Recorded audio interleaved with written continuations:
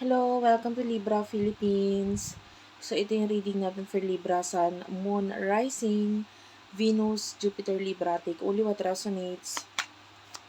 Sa mga gusto mo po personal reading, Jing Tarot Reader, or sa akin, Madam Space P as in Princess. And then lagyan mo na lang din ng space pa sa dulo para mas madali mo search sa Facebook. Kung ayaw mo ng ganitong klase ng reading, pwede ka naman pong mag-next video. And sana mag-comment kayo kahit heart-heart lang, smileys, malaking bagay yun sa akin. Simulan natin, Libra. Desire and irreconcilable differences. Okay. Bottom of the deck, you do have here grip. Libra. I feel like for some of you,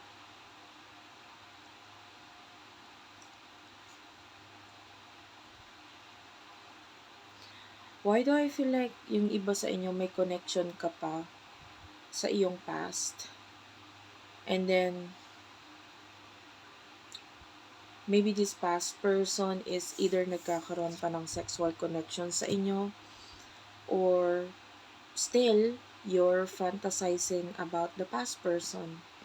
Alam mo yun? Nandun pa rin yung sexual desire mo sa kanya.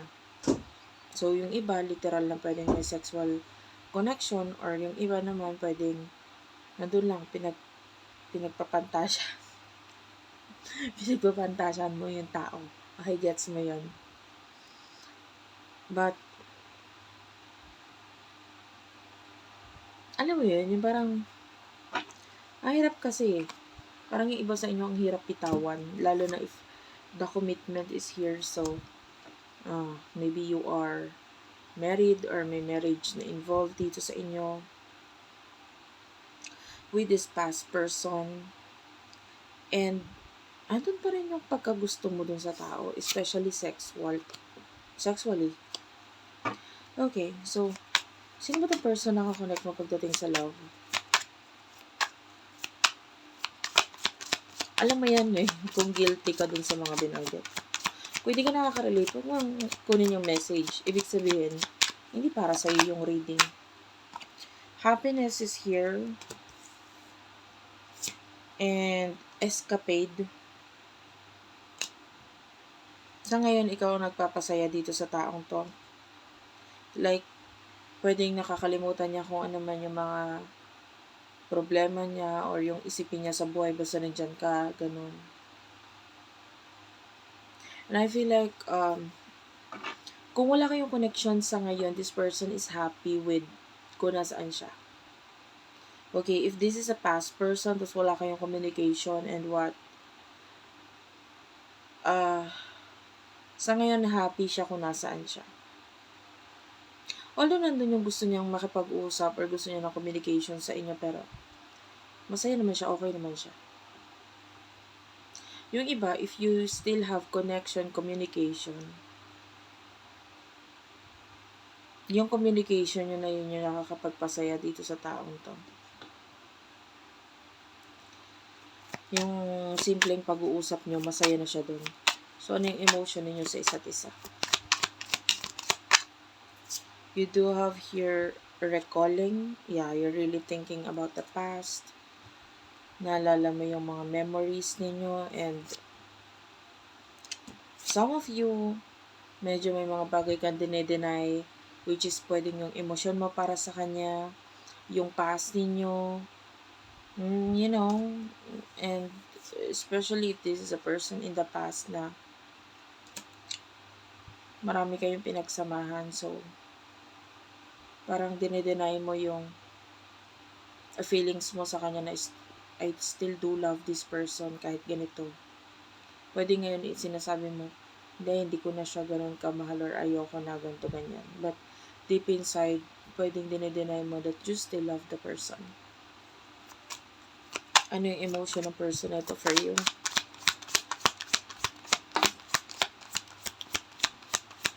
For the sign of Libra.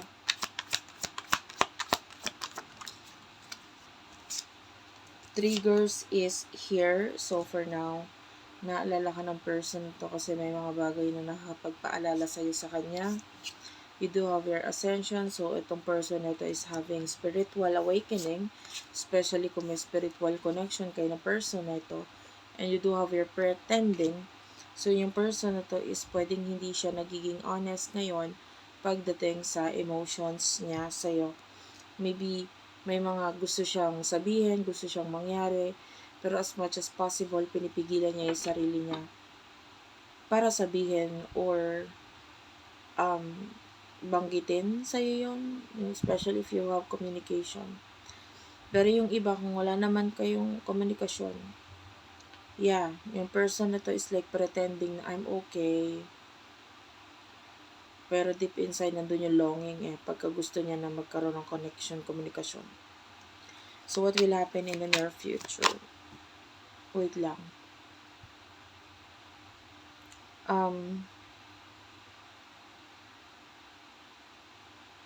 Gusto ko pang maintindihan more kung ano yung nararamdaman niya para sa'yo.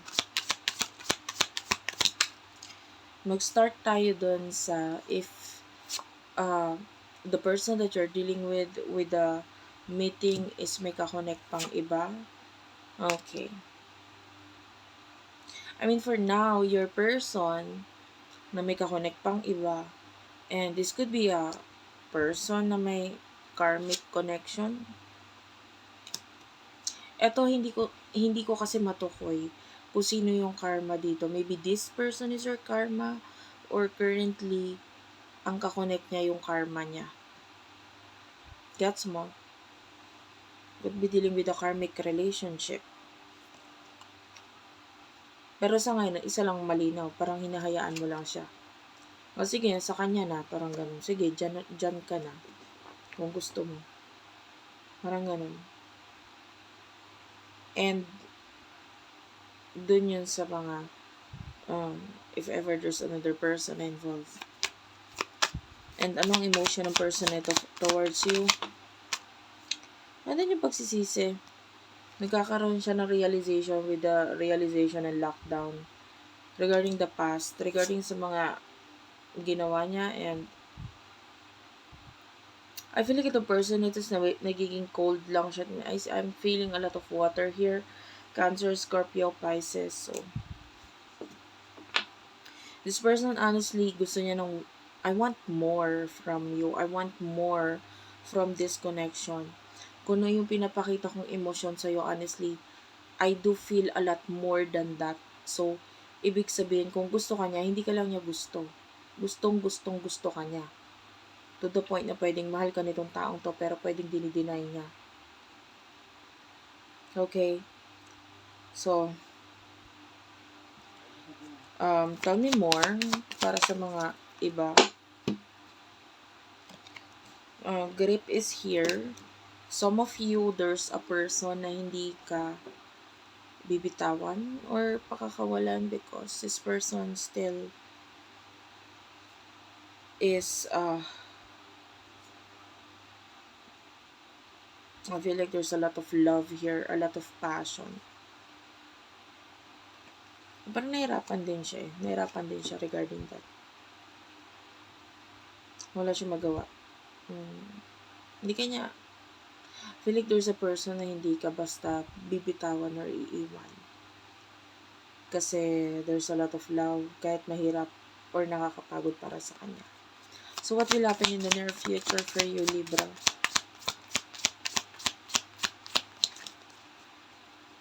In the near future, you do have your racing and magnetic. And some of you, if you are dealing with a twin flame soulmate, you cannot run away from this connection. Hindi ka makakaalis dito. Roller coaster, so may paulit-ulit na pangyayari na something ended sa inyo na akala mo nag-end na, pero hindi pa nag-end I can see another pagbabalik with something or someone na tinapon mo na or nilayuan mo na or diniscard mo na with the trash. Pero someone is coming back. May babalik. Ulit-ulit na mangyari. Okay.